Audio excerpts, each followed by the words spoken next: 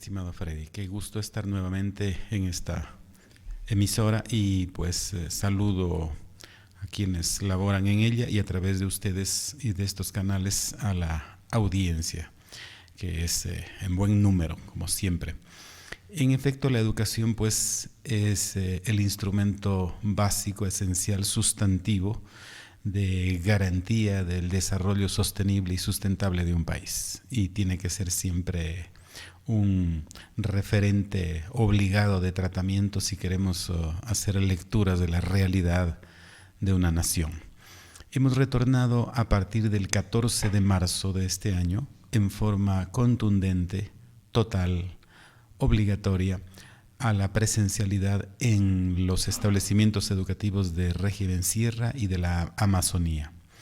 No hemos tenido novedades importantes que pudieran impedirnos este retorno a la presencialidad. Vamos solucionando en el camino cualquier situación que se pudiera presentar en cuanto a situaciones vinculadas a la infraestructura, a la organización misma.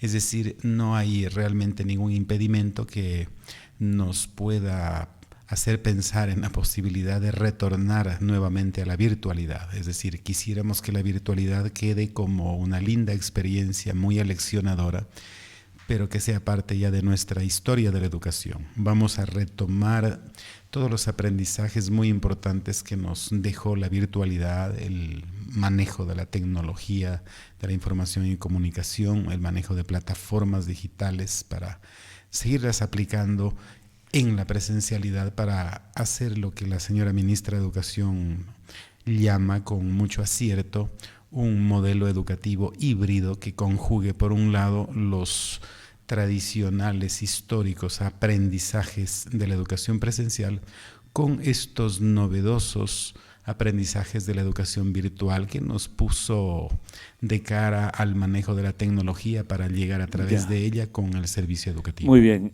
querido doctor, no hay novedades. Así quisiéramos abreviar porque quiero llegar a un punto casi que nunca lo hemos tratado. Por eso le quiero que superemos un poco breve este tema. No hay novedades, ¿verdad? No se ha presentado novedades, usted lo dice. Nosotros sí le corremos traslado de una, que es una queja que está siendo un poco recurrente, si se quiere, en el sentido de que les están pidiendo dinero a los padres de familia para adecentar aulas y algunas otras necesidades. Eso, pues no sé cómo lo controlan ustedes. Si es que hubieran novedades de esta naturaleza, Lo que hay. sí son muy importantes, por De hecho, lo favor hay. que nos hagan conocer. Yo me traslado de inmediato a hacer una verificación y si no lo puedo hacer yo mismo, lo hago a través de la directora distrital ¿Y qué saca con para constatar. ¿Qué consigue si eso es real? Si es que eso es real, nosotros tenemos que hacer devolver esos valores si es que han sido pedidos por la institución, porque tú lo que acabas de decir es, les están pidiendo. La pregunta es, ¿quién está pidiendo? Si ustedes... ¿Pide un rector, pide un directivo, piden los docentes? Esa es la diferencia. Porque si el tema es que el Comité Central de Padres de Familia se reúne y dicen, hagamos algo para mejorar esto, eso ya es una decisión de ellos. Ahí nosotros no podemos intervenir. Ya, muy bien, muy bien. Le ruego, por favor, 725-400, buenos días, le escuchamos, adelante. Y buenos días. Otra novedad es el señor Fernández dice que no hay novedades, pero los niños van sin desayunar, desnutridos, y el gobierno está con un programa de la nutrición infantil. ¿Cómo van a desarrollarse en forma normal los niños? Inclusive entran en la mañana muy de mañanita, tienen que caminar y sobre todo sin desayunar. ¿Qué le parece, señor? Muchas gracias. Este sí que me llama profundamente la atención. ¿Sabes, Freddy? Una de las preocupaciones grandes que sí tengo es que lamentablemente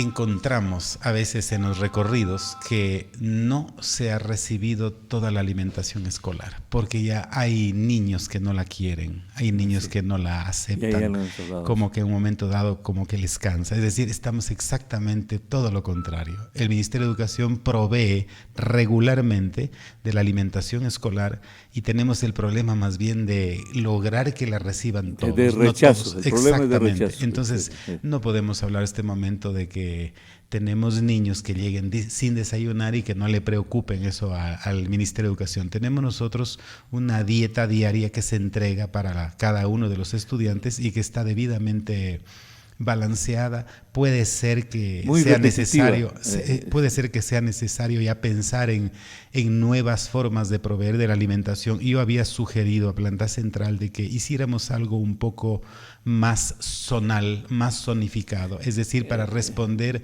a la gastronomía propia del lugar y no solo un solo proveedor a nivel nacional. Claro, se dio el caso en el Oriente, por ejemplo, ¿no?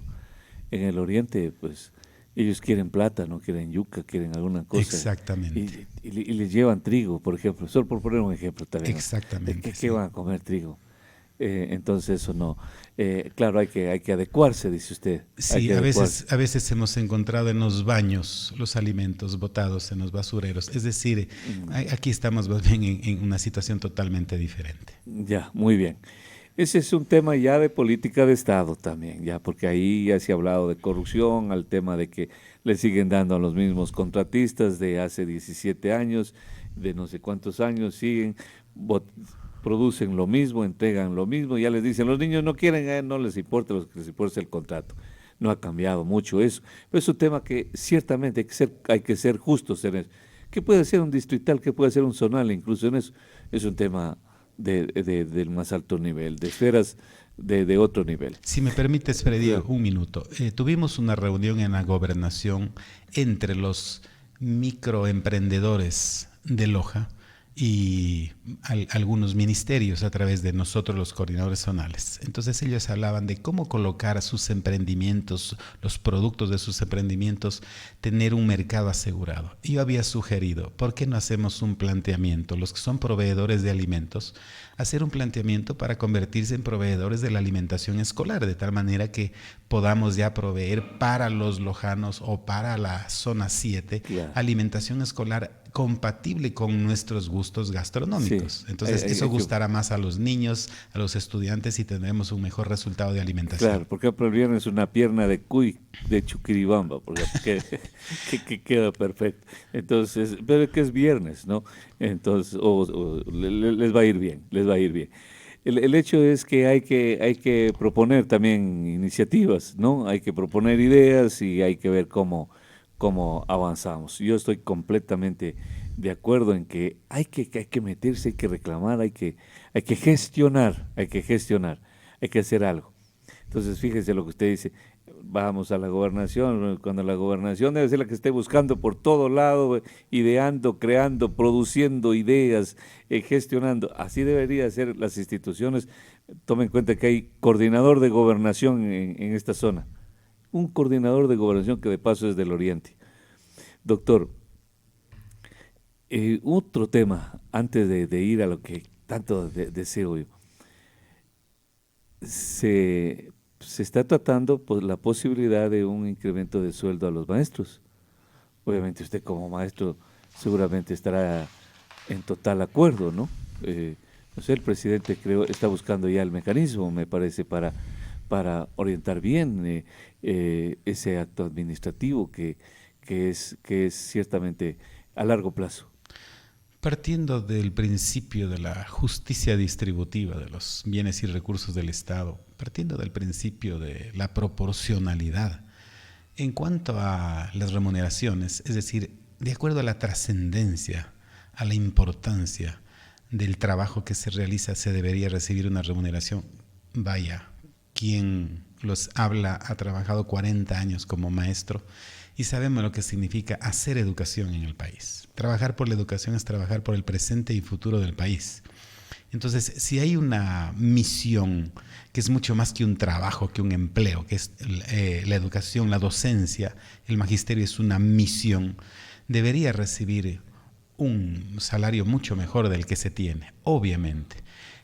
Ha sido una aspiración histórica del Magisterio Nacional el mejoramiento salarial, una equiparación con otros salarios que son mucho mayores, mucho mejores y que no representan realmente una labor trascendente de la cual depende el presente y el futuro del país. Es decir, eso lo tenemos clarísimo. ¿Qué es lo que nos preocupa? Que cualquier mejora salarial tenga la fuente de financiamiento apropiada. Es decir, cuando la Asamblea Nacional toma una decisión como la que acaba de tomar, de hacer una mejora salarial muy merecida por el magisterio, lo que tiene que hacer es también darle al gobierno nacional la fuente de financiamiento. Es decir, nos parece un poco preocupante el hecho de que por un lado no queremos dar paso a una subida moderada de impuestos que pudiera permitir financiar ese aumento salarial y por otro lado sí queremos subir los salarios. Es decir, yo resuelvo esto, quedo muy bien con el Magisterio Nacional, pero verás tú como presidente de la República cómo te las arreglas y cómo pagas. Sí. Entonces no se trata de endeudar, no se trata de endeudar más al país de lo que ya está, sino cualquier tipo de inversión en educación, porque la mejora salarial es una inversión en educación, tendría que estar debidamente financiada para no generar más deuda externa de la que ya tenemos. ¿Y en consecuencia qué entonces? Lo que esperamos es que este momento haya un acuerdo entre Asamblea Nacional y Gobierno para poder llegar a un entendimiento en el sentido, sí, hablemos de una mejora salarial, pero denme la fuente de financiamiento. Con esa fuente de financiamiento, entonces, obviamente no vamos a tener ninguna dificultad en aplicarlo. Caso contrario, esto se vuelve inmanejable. Claro, el asunto es que ese es a ese nivel, ¿no? A ese nivel. Pero en principio y en el fondo, ¿a los maestros hay que subirles o no el sueldo?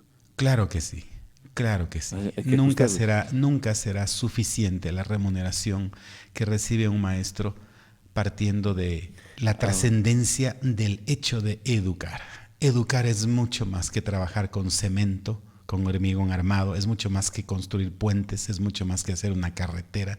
Educar es mucho más que construir un edificio, es mucho más que perforar un pozo petrolero. Educar es trabajar con seres humanos y con los seres humanos más sensibles que son las niñas, los niños, los adolescentes, los jóvenes, donde está el presente y el futuro de la nación. Entonces, eso hay que tenerlo muy claro. Ya, muy bien. Y hay que tener muy claro también que hoy en día en esta vorágine que se vive a veces de pobreza o exceso de consumo, mientras más hay alternativas de consumo, más necesidades se presentan al ser humano. En eso estamos de acuerdo. Con usted estoy seguro. Entonces la gente, la juventud, quiere tener dinero. Por eso quiero que desbrucemos este tema así. Como quieren tener dinero, quieren tener un empleo fijo, seguro, ¿a dónde le apuntan? A hacerse policías, a hacerse militares y a hacerse maestros. Ninguno de los tres, en la mayoría, tienen vocación. ¿Cómo le subimos el sueldo? ¿Cómo trabaja esta gente? Por eso es que tan pronto llegan al magisterio, si pueden, dan un brinco a la política, dejan encargando, quieren irse, quieren los cargos administrativos incluso, porque en realidad no tienen la vocación de docente para estar en el aula, que usted lo dijo muy bien, ahí se requiere una enorme vocación para cumplir esta misión, doctor. Exactamente. Ese ya es otro tema diferente. Es que una cosa es cuando hablamos de alza salarial como un principio de justicia distributiva de los recursos del Estado para pagar tributo a quien ejerce esta noble misión de educar. Y otra cosa es ya el magisterio como vocación y no como un encontrar empleo para defenderme en la vida. Es decir, ahí es cuando viene el asunto, queremos trabajo, queremos empleo y el magisterio es una buena forma de emplearme.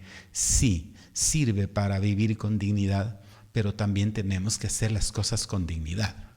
O sea, no solamente tener una fuente de financiamiento de mi sustento de vida, sino también preguntarme, ¿y yo cómo estoy educando? O sea, ¿merezco con mi trabajo profesionalmente realizado el salario que estoy reclamando?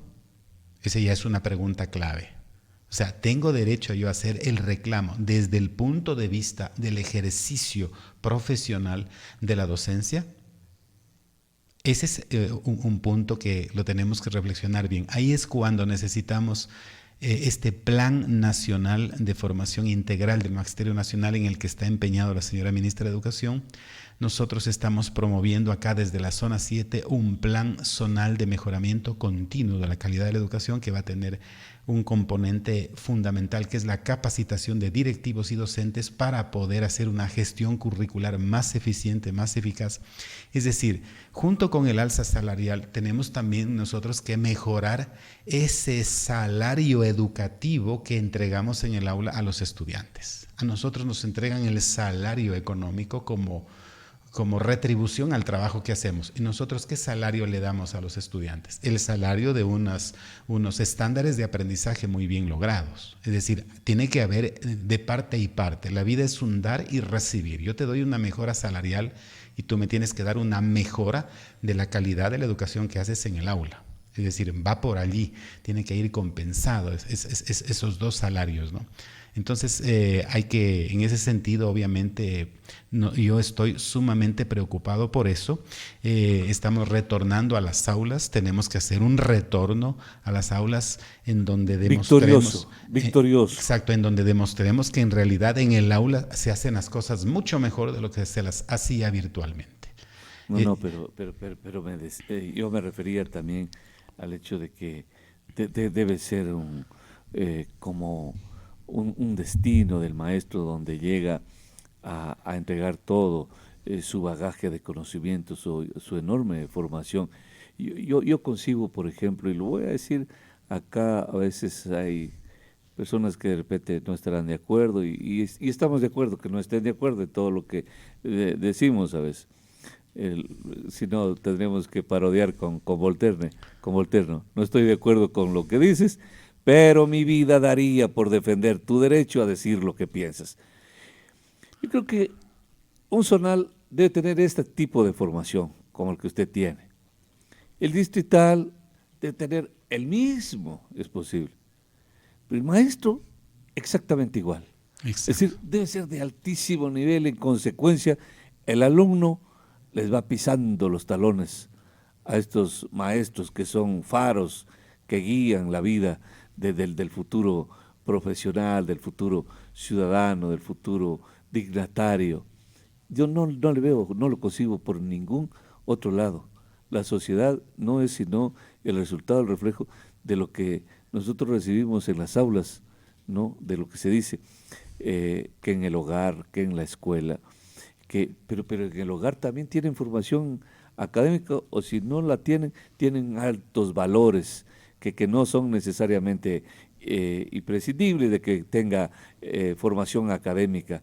Y yo también estoy de acuerdo que primero deben ser los altos valores humanos que debe inculcarse, que debe fomentarse, y por ahí va la sociedad, doctor. Sí, la gestión pública o privada de la educación requiere de un perfil profesional de alto nivel. O sea, no se puede aquí improvisar una gestión educativa si es que no se tiene una trayectoria de servicio dentro de educación, es decir, si no se conoce la realidad educativa a fondo, como la conocemos quienes hemos hecho de nuestra vida toda entregada a la educación. Una forma de verificar si alguien tiene vocación, Freddy, es preguntarle, esto tan sencillo, oye, si volvieras a nacer, ¿volverías a ser maestro? Si la respuesta es sincera y profunda, que viene de adentro del alma y es un sí muy sonoro, ¿lo volvería a hacer? Como si me lo preguntaras tú a mí, yo te diría, sí, vuelvo a ser maestro porque veo que esta es la vocación que Dios me dio y me dio talentos para eso y me he sentido realizado como ser humano. Bueno, pero a lo mejor dice, es que cuando vuelvan a hacer el sueldo ya es alto, los maestros. Entonces, eso ya es otro tema diferente. Ojalá fuera así, ¿no? Es que son vivísimos. Ojalá fuera así. No, pues imagínate que lo van a hacer después de unos 40, 50 años. Hasta eso el sueldo ya es alto. Entonces, sí, lo que estamos hablando acá es de vocación, ¿no? La vocación es esa inclinación interna, ese llamado que yo siento para hacer esto que estoy haciendo y que me gusta, ¿no? No hay mejor educación que aquella en la que el maestro ama lo que hace y hace lo que ama. Cuando estas dos líneas Pero digamos otra vez dicotómicas, contigo, Jaramillo, solo se quiere lo que se conoce y se exacto, defiende hasta morir lo que se ama. exacto, cuando el maestro ama lo que hace y hace lo que ama, entonces se siente realizado y se siente feliz en el trabajo. Inclusive, no importando si es que no me remuneran adecuadamente, como lo merezco, como lo necesito, ¿no? Y eso nos ha pasado a quienes hemos trabajado en el magisterio toda nuestra vida. No hemos sido remunerados como correspondía, pero eso no significó nunca que yo le pase la factura de una baja remuneración a los estudiantes para darles una baja calidad de la educación. No, ellos no tienen la culpa de eso. Pero a la inversa también, pues, hay profesores que no merecen $1. Es probable que Hágame estemos el favor. frente a esto de que Hágame el estamos favor. allí por el salario y no estamos por vocación. O sea, por eso digo, la vocación no es discurso, la vocación tú la verificas en el aula.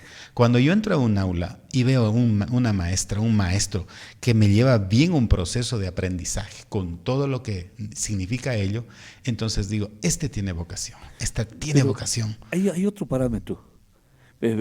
Permítame, yo aquí nada más me presento como su alumno para poder justificar. Entonces digo, doctor, como le pregunto, hay otro parámetro. Si yo veo a un profesional, si yo veo a un médico que está dedicado a otros negocios, a otras actividades, que no es la ciencia médica de la medicina, si yo veo a un profesor que está vendiendo todo el día edredones, sale del aula a vender edredones, sale a la agricultura, sale al comercio, sale cualquier cosa, yo pienso que ahí no hay ni una sola pizca de vocación. Y en los pueblos dicen, mira qué profesor para más trabajador. Este profesor es trabajador porque se dedica a otras cosas también.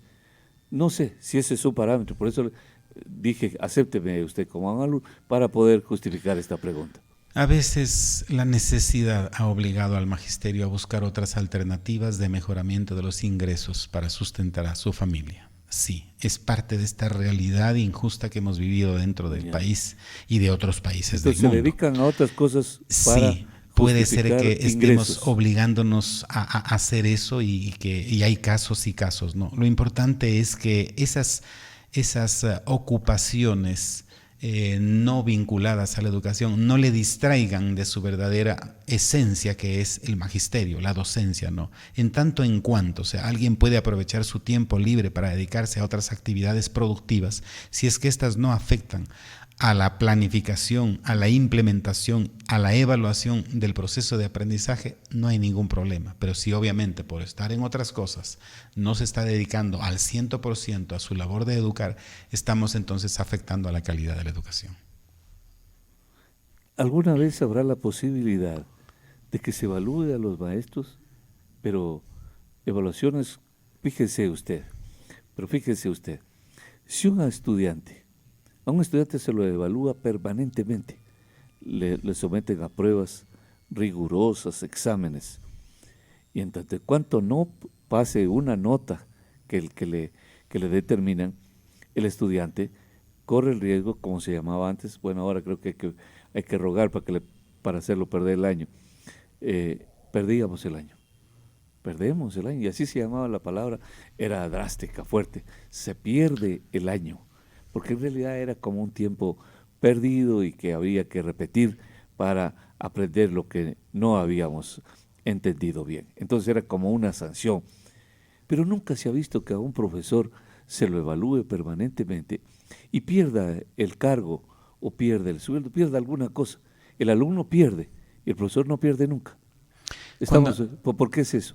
Cuando hablamos de evaluación, Freddy, tenemos 3 tipos de evaluación. La primera, la autoevaluación es cuando yo soy capaz de evaluarme yo mismo para darme cuenta cuánto he aprendido. Mejor, ¿no? Exacto, la autoevaluación. Ya. Y debería haber autoevaluación del estudiante y autoevaluación del maestro. Es decir, si yo doy una clase y el 50% de los estudiantes no me comprendieron, yo tengo que autoevaluarme como maestro. No puedo decir, tengo alumnos que no quieren estudiar, que no quieren aprender, que no les da la cabeza. No. Soy yo el que estoy fallando como maestro. No me están funcionando mis metodologías de enseñanza-aprendizaje. Entonces, esa es la autoevaluación. La otra es la coevaluación, cuando se evalúan entre estudiantes, unos a otros, y también deberíamos evaluarnos entre maestros, unos a otros. Y la otra es la que menos queremos hacer, la heteroevaluación, que es la evaluación del maestro al estudiante, pero también del estudiante al maestro. Qué importante que es escuchar la voz del estudiante cuando dice, valoro, licenciado, en usted esto y esto, pero sí me gustaría que mejore también esto y esto.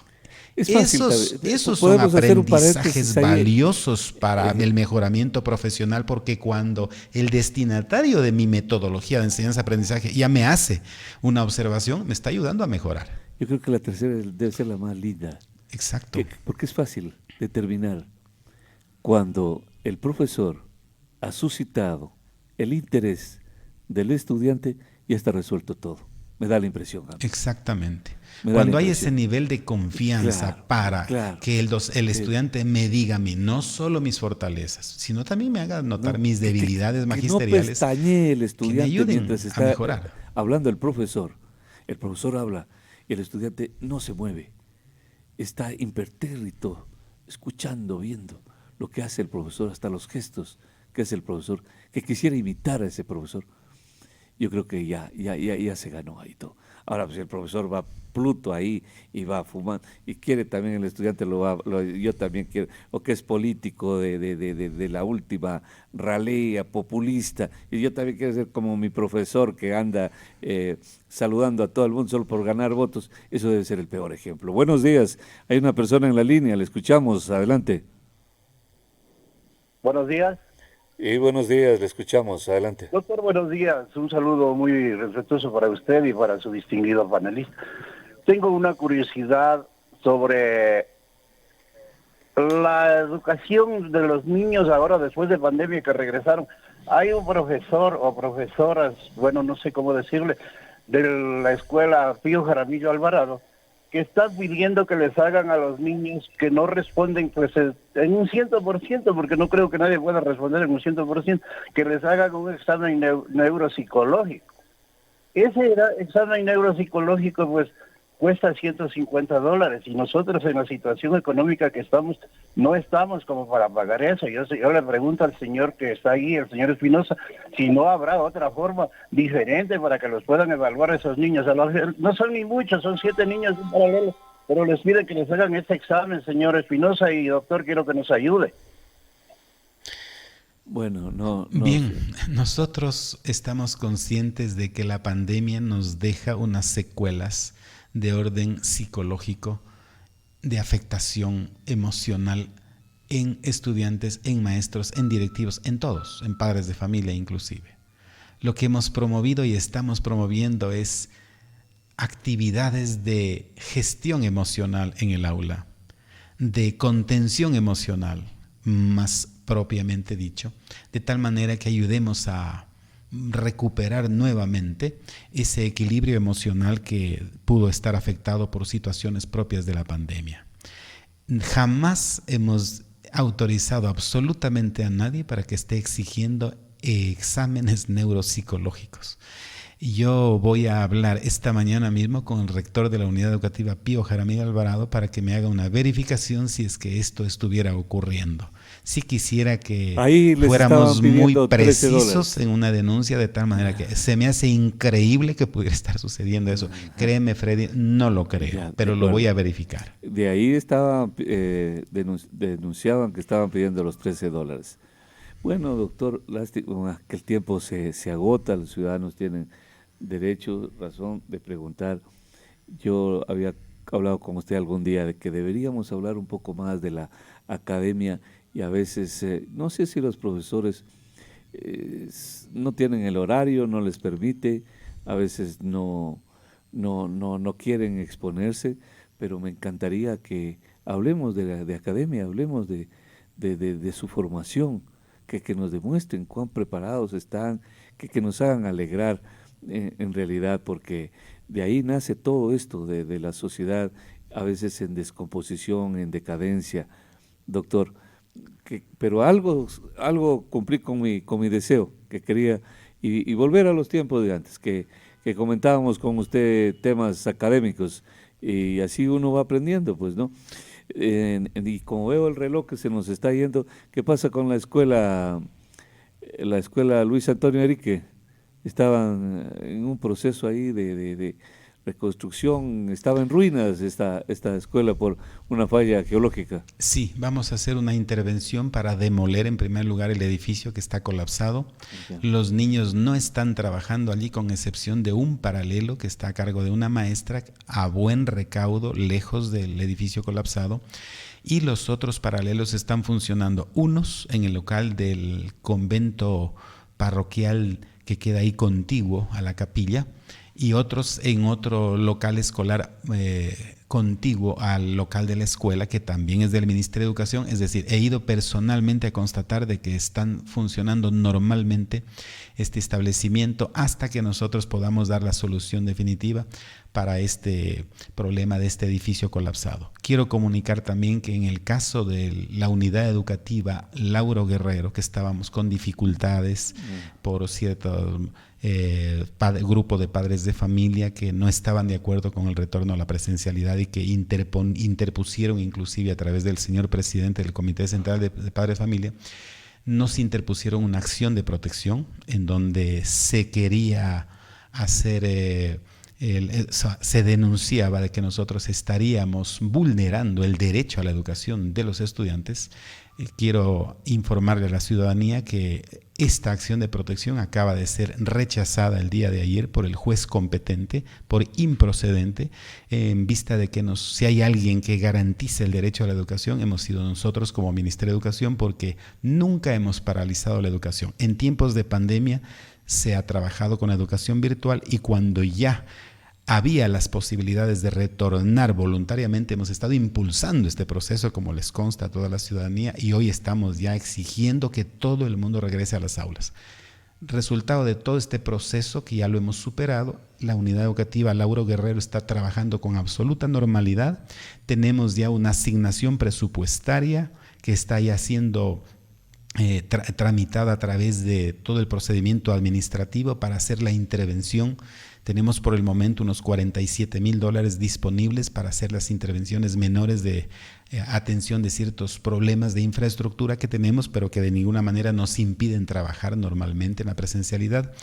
Quiero que dejar bien claro de que una cosa es la educación privada y otra cosa es la educación pública. Si fuéramos nosotros educación privada, nosotros ya hubiéramos hecho una intervención con el dinero en forma inmediata.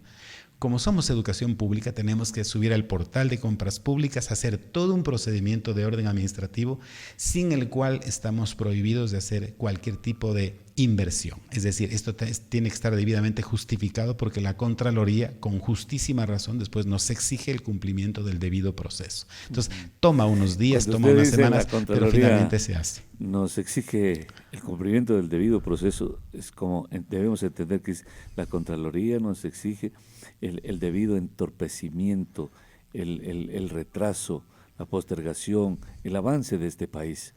Ellos lo que observan, a ver, debías sentarte en esta silla para poder firmar ese papel. ¿Te sentaste ahí, sí o no? Eso es el control. Esos somos los funcionarios, esos son los profesionales, doctor. Esa es la pena que tenemos. Y que nadie cambia nada. Nadie cambia. Desde que la fundó Isidro Ayora, ahí está la Contraloría. No se mueve nada, cada vez más obesa, cada vez más intransigente, cada vez más molestosa y cada vez más corrupción. Es que ahí está el punto. Que si fuera que hay ese control y en consecuencia todo es transparente en este país, entonces diríamos qué bendecida institución. No, es todo lo contrario. Son instituciones nacidas y creadas justamente para proteger más bien las corruptelas en medio de tanta vorágine de documentos, de pasos, de procedimientos.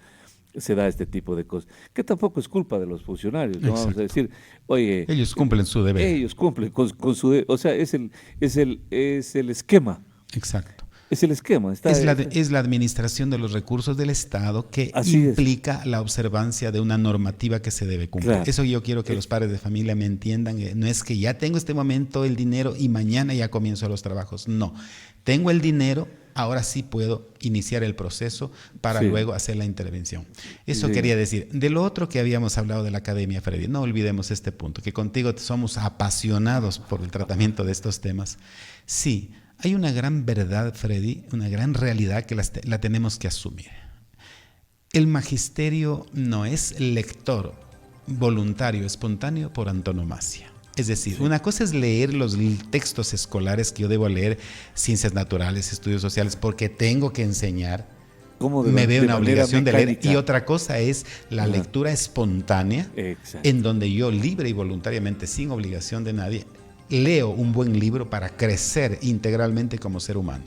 Si preguntáramos al magisterio, oye, ¿qué libro estás leyendo ahora en este mes o en este año? A lo mejor no todos tenemos una buena respuesta a eso. Es decir, no somos lectores espontáneos, y cuando no somos lectores espontáneos no tenemos un buen andamiaje cultural dentro de nuestro cerebro como para poderlo demostrar académicamente en un discurso. Es decir, nos hace falta buena lectura. Ojalá podamos en algún momento dado volver a hacer nuestras travesuras académicas en radio, Freddy, porque me encantaría que más allá de hablar de temas vinculados con nuestras funciones que ocupamos, hablemos también temas vinculados a la academia, a la educación, ¿no? Para eso estamos, para eso soy el coordinador zonal, tengo que enfrentar y afrontar cualquier tipo de temática vinculada a la academia.